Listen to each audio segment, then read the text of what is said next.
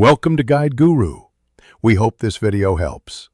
You're going to begin with immediate checks.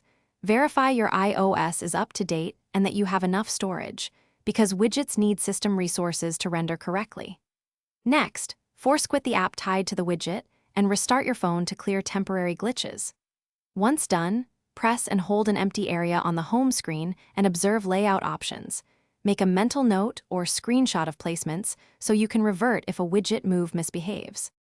You'll now remove and rebuild the widget to eliminate corrupt data. Long press the widget and choose Remove Widget. Reboot the device if removal fails.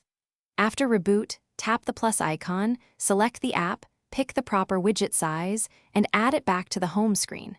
Make sure the hosting app has background app refresh and any required permissions enabled.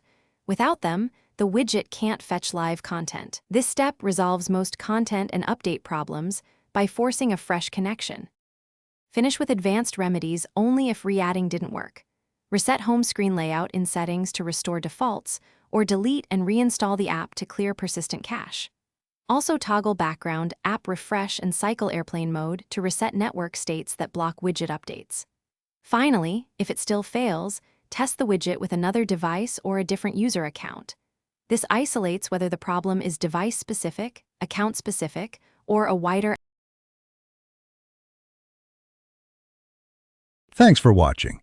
Consider subscribing if we helped you today.